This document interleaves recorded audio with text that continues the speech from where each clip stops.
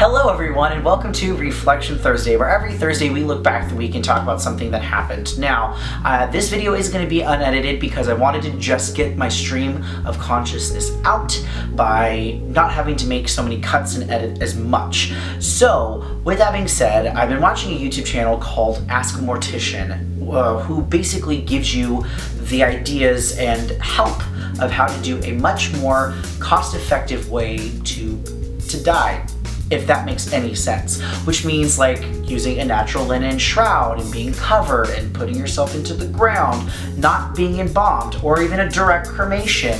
In fact, if you visit the cards right there, you're going to find a link to her channel. It's a very fantastic channel and she does a lot of history pieces as well. It's a beautiful channel.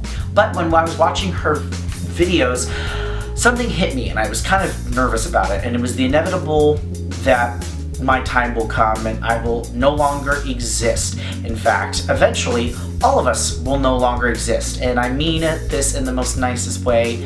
I think it's something we need to just get over with, but I think the overall fear is not so much that we're gonna be dead, it's more like, is it gonna be painful? How are we gonna go? And what happens after we've died? Which is kind of a weird thing to really think about, but honestly, it's something that scared me the most, and afraid that even though I'm still living, I eventually will die. Now I realize this here is not my quarter life crisis, but if it is, it's the start of it and it's gonna be fabulous, believe me.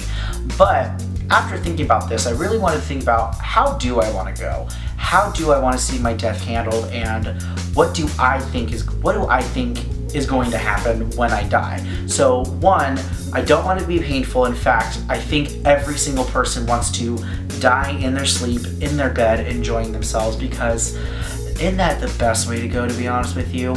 Number two, if I could, there's two ways I would want my body to be prepared, or to have my family handle that.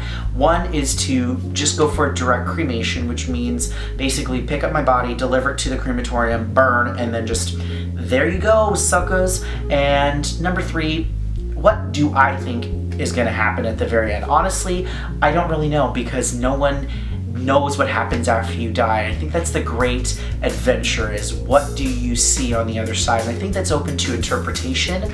So honestly, the way I've seen it is just you in a place that you've always wanted to be, and you get to live, and you just get to enjoy. And maybe find people that you encountered when you were living and get to spend time with them. I think that's the best way to live.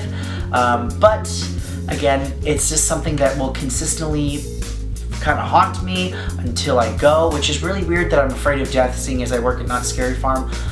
Kind of weird. But if you get a chance, again, visit the cards. That will take you to Caitlin Doty's channel. Please watch it. I absolutely adore it. If you get a chance, subscribe, because it's a fantastic channel.